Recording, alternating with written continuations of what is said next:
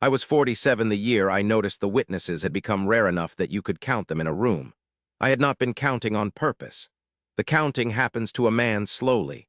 You go to a market and an old fisherman is gone from his usual corner because his daughter took him in last winter. You hear someone refer to a person you knew, and the someone is using the past tense, and the past tense was not yet used the last time the name came up. The counting happens because the country starts subtracting without telling you. By 47, the country had subtracted a great many. Peter was gone, Paul was gone.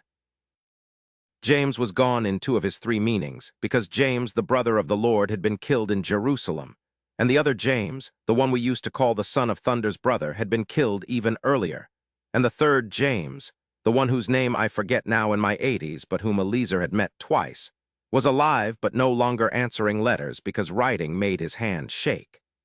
Stephen was gone. Stephen had been gone for 30 years now. The fishermen were the worst. Fishermen kept their faces in the sun all day, and the sun gave them a long, leathered life but a short last decade. Andrew was gone. So was John the son of Zebedee eventually, though that was much later. The Mary I knew, the laughing one, the one who had come to our house with the bird, was old but still walking when I last saw her. But I had not seen her in 5 years, and 5 years was a long time when you were both past 50. You begin to ration the living. If there is a man you have not seen in 3 years who knew Jesus from the lakeshore years, and you hear he is still on his feet 2 villages over, you do not send a letter. You go. You walk. You take bread because old men forget to eat. You take a young man with you because old men also forget who you are at the door, and the young man can be the one to insist before the old man's daughter that, yes, this is Dagon, you remember him. He came to your father's house when your father had the bad cough. You were a girl then, but you must remember, and the daughter will look at you and decide, on account of 3 breaths, whether to let you in. A door at 65 was harder to get through than a wall at 25. I had begun rationing the living about the time Eliezer left. It was Eliezer's first journey that taught me. He went up the coast looking for an old woman who had been a child at Cana. She was a child at the wedding. She had carried water. She had been the only living person in our knowledge who had carried water on the day of the jars. Eliezer walked 12 days to find her. He found her. She was almost 90. She had a granddaughter who did not want him in the house. He left, slept in the courtyard of a stranger, came back the next morning with bread. The granddaughter let him in this time. The old woman was lucid for 1 hour out of every 4. He waited for her hour. When her hour came, he asked. She told him. What she told him changed 2 of our memories of Cana, not in their substance, in their detail. She said that the wine had not run out by accident. She said that the mother of the bride had served the wrong vintage too early in the day, and a second jar had been opened, and the second jar had been bad, and the third jar had been the one they were ashamed of. The wedding had been embarrassed before it had been miraculous. She said also that the steward who came to the table had been her grandfather, and her grandfather had been weeping when he had come out from the inner room. She did not know why he had been weeping. She remembered only his face. Eliezer wrote this down. When he came home, he showed me the page. I read it. I sat with it. Then I said the thing I am not yet sure I should have said. I said, "Do not put this in the public book." He looked at me. He looked at me the way Mara looked at me when I had said the obviously wrong thing in front of a guest. Why? Because the gospel writers will have rounded the edges already. If you publish a competing memory, you split the witness in the readers' minds. Some readers will believe yours, some will believe theirs. Both versions will fight in churches for 100 years. And the fighting will be about the jars. The fighting will not be about him. He thought about that for a long time. He said, but the steward was weeping. Why was the steward weeping? We do not know. Maybe nobody knows. If I do not write this down, nobody will ever know. I said, maybe nobody is supposed to know. He said, then why did she remember it? I had no answer. He kept the page. I do not know whether he ever put it in the public book or only in his private one.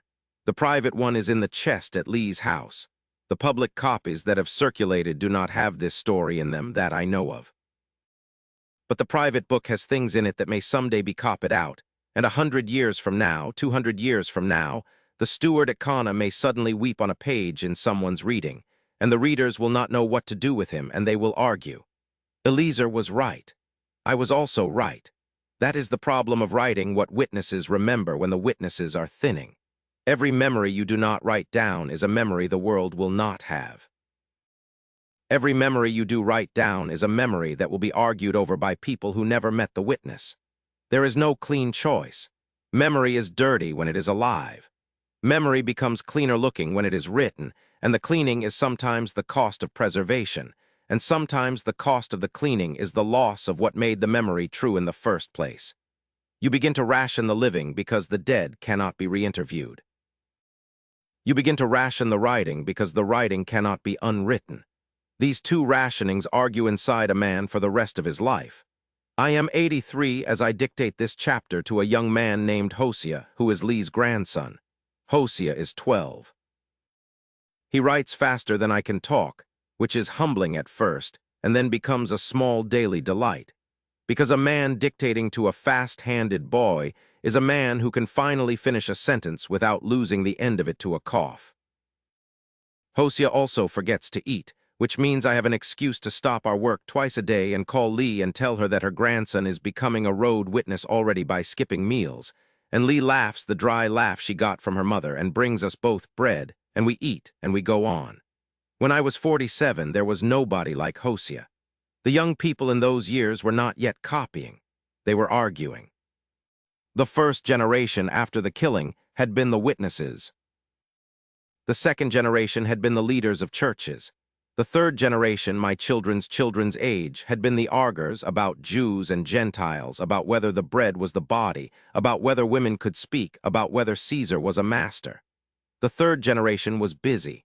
The fourth generation would be the copyists. I did not know that yet at 47. I worried then that the writing would not happen. I worried because the third generation seemed too busy. I worried because the witnesses were thinning faster than the copyists were thickening. What I did not know was that the writing would happen anyway. It would happen because in every small town, there was at least one stubborn person who had been told a story by someone who had been there, and who would not let the story die before they had taught it to a child. The teaching was the technology. The teaching is the technology. Memory does not survive on parchment only. Memory survives because someone leans toward a child and says, "Let me tell you again." The child grumbles. The child grumbles because the child has heard it. The child has heard it because someone leaned toward the child 100 times. That is what saved the memory. The thinning of living voices was real. The thickening of taught voices was also real. What we lost when a witness died was the unfiltered detail, the steward weeping, the bad second jar, the wrong tunic that nobody in the canonical version remembers. What we kept was the load-bearing memory. The wine became enough. The carpenter said something we are still arguing about. The mother of the host said something we are also still arguing about. The bones of the memory traveled across the thinning. The bones were what was needed. The unfiltered details were what was lost. Some of those details should not have been lost. The widow at the temple, for example, with the 3 coppers, she is in 2 Gospels but is not described, and I tried in this book to describe her because I saw her, and she should not be only a coin count in a Gospel. The Roman in the river at John's baptism, he is in nobody's Gospel, and I have put him in mine because I saw him too, and a man's baptism is a fact even if it does not make the public list. The thinning was the work of time. The writing is the work of stubborn people. I am a stubborn person on most days and a tired person on the rest. Tonight I am tired. I asked Hosea earlier whether he wanted to keep going. He said yes. He always says yes. He is 12. I told him to stop anyway. I told him to go play with the donkey for an hour. He looked at me as if I had told him to play with a roof. He went outside. I heard the donkey huff and a small boy laugh and the donkey huff again, and that was Hosea's relationship with the donkey and the donkey's relationship with Hosea, and I was glad that a boy who would one day write down what I am dictating had also been a boy who had laughed at a donkey for an afternoon. A witness who only writes is a thin witness. A witness who writes and laughs and eats and digs and grieves and forgives is a thicker witness. You can hear in a sentence whether the person writing it has ever laughed at a donkey. Read the Gospels with that ear sometime. You will hear which writer has been near a donkey. That, too, is part of what is meant when I say the writing is the work of stubborn people. The stubbornness is not only the refusal to stop writing. It is the refusal to write only. Tonight Hosea will come back inside. We will eat. Tomorrow we will go on. The living voices will go on thinning. The taught voices will go on thickening. Somewhere in the slow ratio between them, the memory will move forward, not as a single voice, but as a community of voices, each of them stubborn, each of them imperfect, each of them carrying a slightly different version of the same load-bearing fact. That a man lived and was killed and was raised and was witnessed, and that the witnessing did not stop when the witnesses died. The witness